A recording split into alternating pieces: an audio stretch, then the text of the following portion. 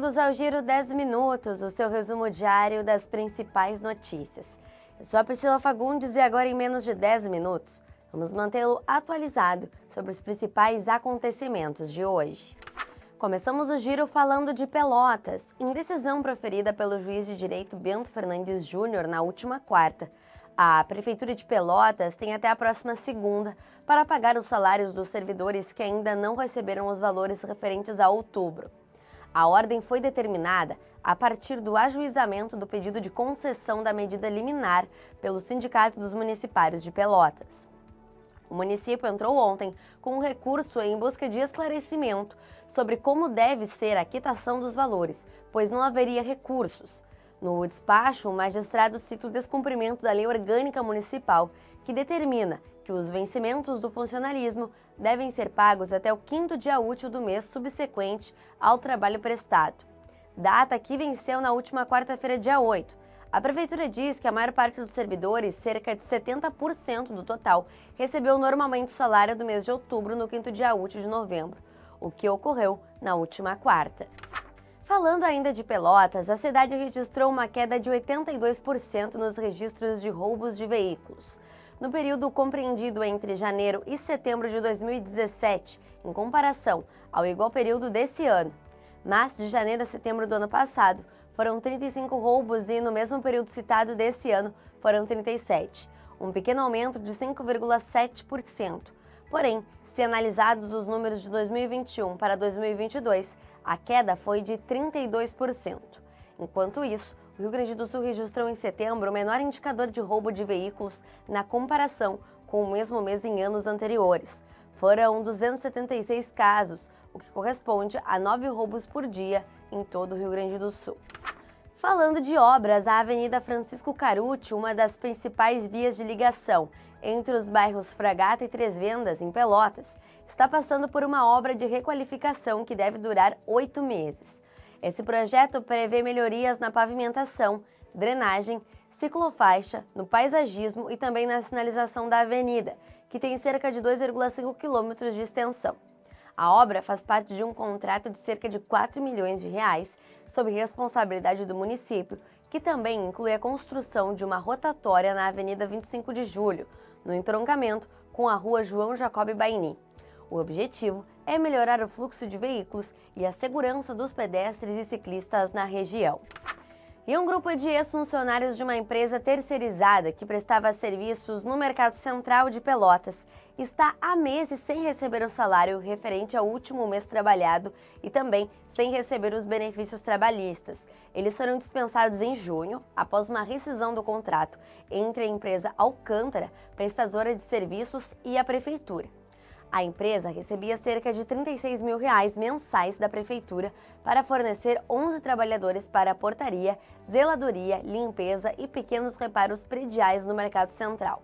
Diante da situação, a prefeitura decidiu depositar judicialmente os valores relativos à última fatura em uma ação de consignação em pagamento, para que a Justiça do Trabalho faça o repasse aos trabalhadores.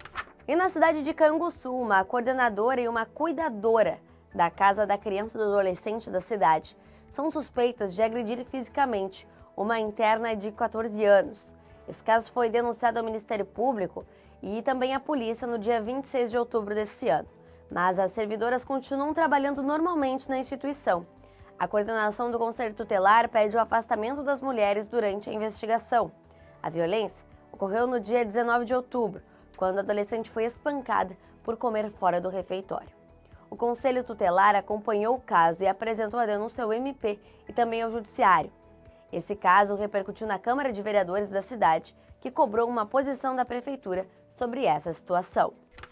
E em Rio Grande, a empresa Fênix Soluções em Mão de Obra Qualificada, que presta serviços terceirizados para diversos setores do município de Rio Grande, suspendeu as atividades vinculadas à Secretaria de Educação da cidade, devido ao suposto valor de mais de 10 milhões de reais em débitos da prefeitura com a empresa. A prestadora já havia anunciado a paralisação no dia 29 de outubro se a dívida não fosse liquidada. Já o executivo alega que não há nenhum passivo em aberto. Conforme o primeiro ofício publicado pela empresa, a suspensão da prestação de serviços se dá em razão da dívida que vigora a partir do dia 1º de dezembro do ano passado. Falando ainda de Rio Grande, a refinaria de petróleo rio-grandense, localizada na cidade, realizou um teste pioneiro ao processar 100% de óleo de soja em uma unidade de refino industrial, gerando produtos petroquímicos integralmente renováveis. A tecnologia foi desenvolvida pelo Centro de Pesquisas, Desenvolvimento e Inovação da Petrobras, que permitiu usar uma matéria-prima 100% renovável, com inovações de processo e catalisador. Esse teste foi o primeiro do mundo a usar a matéria-prima em unidade de craqueamento catalítico fluido. Falando agora de notícia do Estado, o Tribunal de Justiça do Rio Grande do Sul vai decidir na próxima segunda reestabelecer o pagamento do adicional por tempo de serviço, conhecido como quinquênio, para juízes e desembargadores que recebiam benefício até o ano de 2004. O quinquênio previa um aumento de 5% no salário a cada 5 anos trabalhados, mas foi extinto em 2005, quando os magistrados passaram a receber pelo regime de subsídios. Falando ainda no estado, o Rio Grande do Sul é a 4ª região do Brasil em que as pessoas mais utilizam streamings pagos de vídeo, de acordo com dados da PNAD Contínua, Tecnologia da Informação e Comunicação, divulgada nesta quinta-feira pelo IBGE. Segundo o levantamento, 50,3% da população do Rio Grande do Sul usa algum streaming pago de vídeo. No indicador, o território gaúcho só fica atrás do Distrito Federal, Santa Catarina e Rio de Janeiro. Falando agora de indústria. O setor do estado registrou em setembro uma queda de 2,6% no seu desempenho, segundo o Índice de Desempenho Industrial da Federação das Indústrias do Estado do Rio Grande do Sul. Esse resultado foi influenciado pela redução em todas as 6 variáveis que compõem o índice, como compras, faturamento, capacidade, produção, salários e emprego. E o Tribunal Regional Eleitoral do Rio Grande do Sul, em julgamento na tarde de ontem, decidiu inocentar o prefeito e o vice-prefeito de Bagé, Divaldo Lara e Mário Mena, respectivamente, além do empresário Luciano Hang, que é proprietário das lojas Avan, das acusações de abuso de poder econômico. Os políticos também eram julgados pelo abuso de poder político e foram inocentados. 7 desembargadores votaram, 4 se manifestaram contrários à condenação e 3 se manifestaram favoráveis. E no âmbito nacional, o Senado aprovou na última quarta o texto base da reforma tributária, que simplifica e unifica 5 tributos em 3. Essa proposta teve 53 votos favoráveis e 24 contrários. Deve voltar para a Câmara dos Deputados, onde já havia sido aprovada em agosto. Entre os senadores gaúchos, apenas Paulo Paim, do PT, votou a favor do texto. Ele defende que a reforma vai beneficiar o setor produtivo, gerando mais empregos e também renda. Luiz Carlos Reins, do PP, e Hamilton Mourão, do Republicanos, votaram contra, alegando que a proposta aumentaria a carga tributária e traria insegurança jurídica. Atualizando agora as informações sobre o conflito no Oriente Médio. Após a liberação da passagem de Rafah, na fronteira com o Egito, as famílias de brasileiros que estavam na faixa de Gaza e que serão repatriados terão um longo caminho por terra e também pelo ar até chegarem em Brasília. O grupo é formado por 34 pessoas que estavam no sul da faixa de Gaza. Inicialmente, uma pessoa que aguardava autorização e fazia parte do grupo não estava na relação divulgada pelas autoridades.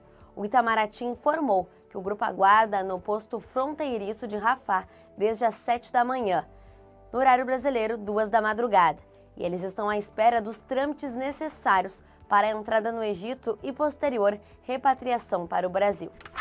Isso é tudo para o Giro 10 Minutos de hoje. Obrigada por nos acompanhar. Nos encontramos na próxima segunda. Até lá!